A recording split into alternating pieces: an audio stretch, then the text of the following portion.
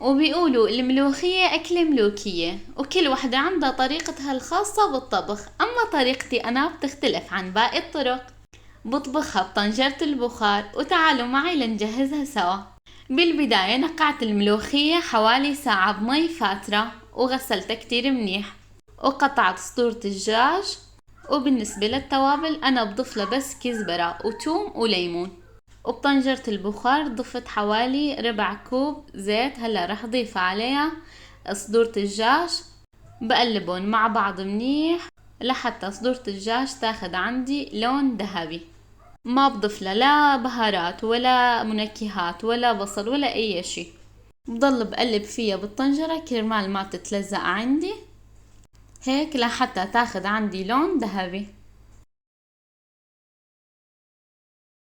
وبعد ما صدر الدجاج اخذ عندي اللون، هلا رح ضيف عليها الملوخية، بقلبهم مع بعض كتير منيح، بخليهم يتقلوا كمان. وبعدين بضيف عليها التوابل وبغمرها بالمي. وبالنسبة للمي انتي حسب الرغبة، بتحبي تكون الملوخية عندك بمرقة، بتحبي تكون ناشفة.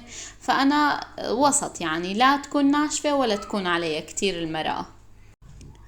هون قلبتهم مع بعض كتير منيح لحتى يتقلوا مع بعض.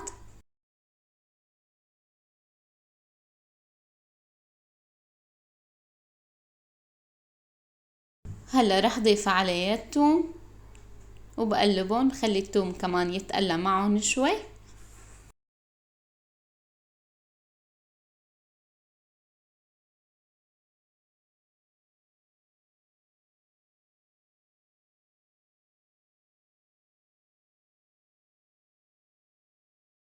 وهلأ رح ضيف عليها الكزبرة والملح، وإذا بتحبي تضيفي عليها ظرف ماجي أو ظرفين حسب الرغبة. أنا ما ضفت عليها الماجي. وهلا رح ضيف عليها معلقة ونص من الملح. طبعا الملح كمان بترجع حسب الرغبة. وبالنسبة للليمون ما رح ضيف عليها هلا، بسكر الطنجرة وبس تستوي. بعد ما افتح الطنجرة رح ضيف عليها الليمون وبحركهم، بخليه هيك يغلوا مع بعض شوي وبطفي النار.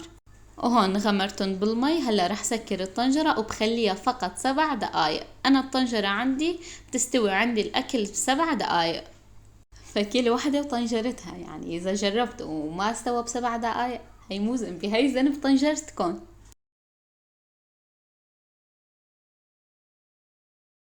وهون استوى عندي الملوخية بعد 7 دقايق. فتحت الطنجرة، بسم الله ما شاء الله، ولا أروع من هيك. هلا رح ضيف عليها الليمون، بخليهم يغلوا مع بعض حوالي دقيقتين وبطفي عليها وتكون جاهزة. ملاحظة أنا ليش ما ضفت الليمون بالأول؟ لأنه الليمون بتعطي مرارة للأكلة، سواء كان ملوخية، يعني بس تنطبخ مع الأكل بتعطيها مرارة، سواء كان ملوخية أو محاشي.